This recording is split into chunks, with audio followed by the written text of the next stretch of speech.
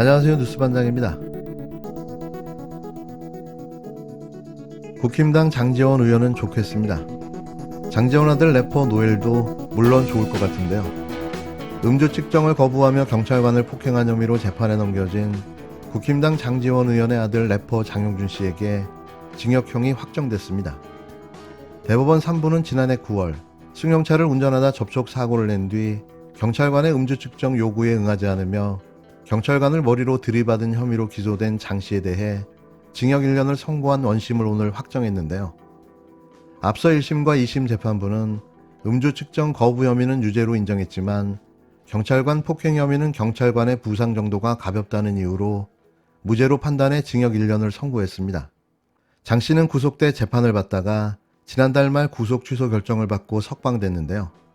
구속돼 재판을 받으며 이미 형량인 1년을 다 채웠기 때문에 다시 수감되지는 않았습니다. 장 씨는 지난 2019년에도 서울 마포구에서 술에 취해 운전하다 오토바이를 들이받고 운전자를 바꿔치기 하려 한 혐의로 기소돼 유죄 판결이 확정된 바 있는데요. 결국 경찰관 폭행 혐의는 봐주기로 넘어갔고 연속해 거듭 음주운전을 한 범죄는 봐주기 힘들었는지 징역 1년을 최종 확정했습니다. 하지만 수사와 재판 과정에서 1년의 복역기간을 다 채우고 최종 마무리된 건데요. 따라서 오늘 대법원 확정 판결에도 불구하고 다시 복역하는 일은 없습니다. 이렇게 두루뭉술하게 또 넘어가는 거죠. 정확하게 딱 맞춰 1년을 확정한 겁니다. 대단하죠? 대단합니다. 어제 감사원의 기습적인 중간 발표는 첩보와 정보도 구분할 줄 모르는 초보 감사였습니다. 군 당국의 첩보에 따라 정확한 정황을 파악하기 위한 노력을 은폐로 규정한 막무가내 감사일 뿐입니다. 감사원이 수사를 의뢰하려면 얼북이 아니라는 근거를 단 하나라도 제시해야 합니다. 이미 내려진 결론에 짜 맞추려고 감사원 스스로가 사실을 왜곡하고 은폐한 것은 아닌지 의심만 더 커질 뿐입니다. 이번에도 5개 기관 20명을 무더기 수사 의뢰하는 중대한 사안을 감사위원회 의결도 없이 공개했습니다. 같은 날 검찰은 서욱 전 국방부 장관을 소환 조사했습니다. 이미 검찰이 수사 중인 사안을 감사원이 기습적으로 수사 의뢰한 것도 정치 쇼로밖에 보이지 않습니다. 대통령실이 내린 시나리오에 따라 검찰과 감사원이 혼신의 연기를 다하는 것에 다름 아닙니다. 얼북이 아니라는 구체적인 근거 없는 감사원의 발표와 수사 의뢰는 정치 탄압용 하명 감사로 볼 수밖에 없습니다. 정권의 무능을 감추기 위한 파렴치한 정치 감사를 즉각 중단하기 바랍니다. 민주당은 윤석열 정권의 비열한 정치 탄압을 강력히 규탄하며 법에서 주어진 모든 대응 방안을 강구하겠다는 말씀을 드립니다. 국힘당 이준석 전 대표의 성접대 의혹 수사를 해온 경찰이 이 전 대표를 무고 혐의로 검찰에 넘기기로 가닥을 잡았는데요. 이 전 대표의 성접대 의혹에 실체가 있다고 판단한 셈이어서 파장이 클 것으로 보입니다. 이에 이 전 대표는 강력하게 반발했는데요. 하지만 이미 윤석열차는 출발했습니다. 지난해 말 유튜브 채널 가로세로 연구소는 이준석 전 국힘당 대표가 지난 2013년 김성진 아이카이스트 대표로부터 2차례 성상납을 받았다고 방송했는데요.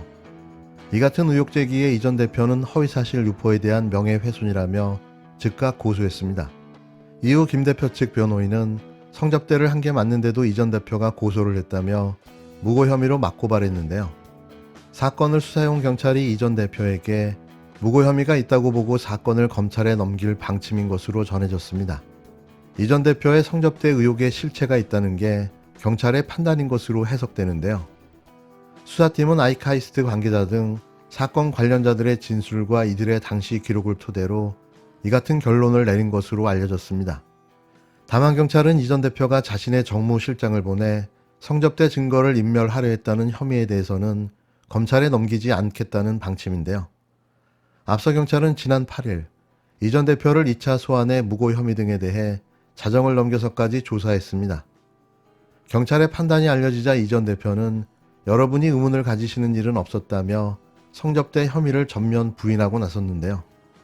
이 전 대표는 알선 수재도 증거인멸 교사도 인정되지 않았는데 무고만 인정했다는 건 경찰이 일방적으로 제3자의 진술만을 들었다는 뜻이라고 강력하게 반발했습니다. 이 대표는 윤석열 대통령의 의중을 아직도 모르는 건가요?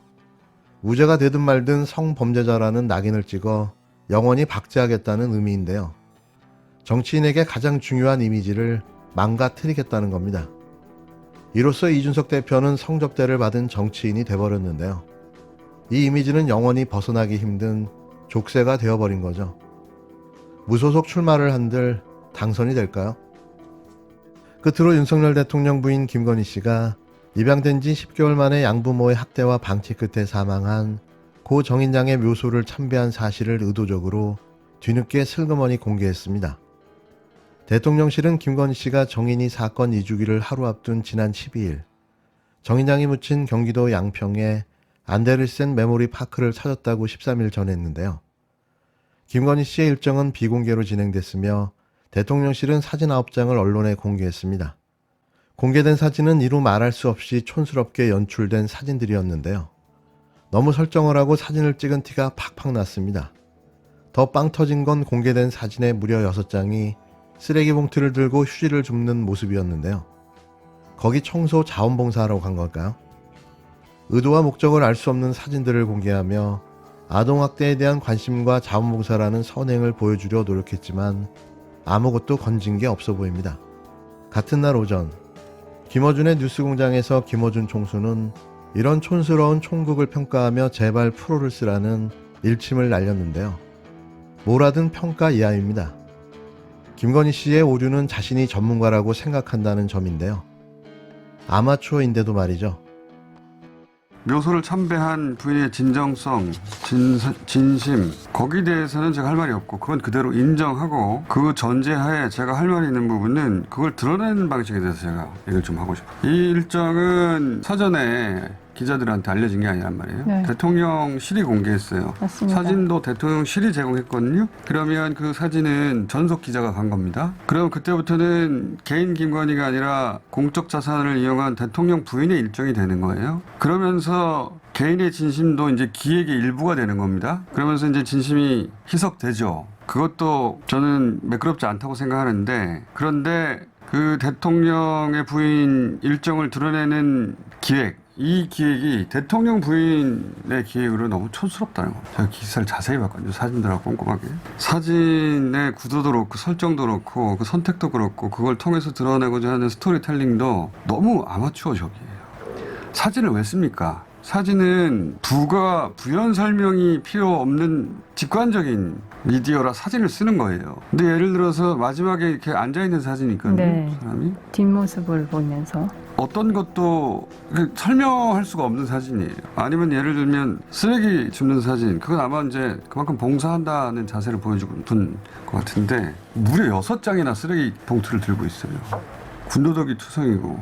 그 출사하는 아마추어 사진 동호인들도 이 정도 사진으로는 게시판에 올리질 못합니다. 진심을 하는 말인데 제발 프로를 썼으면 좋겠어요.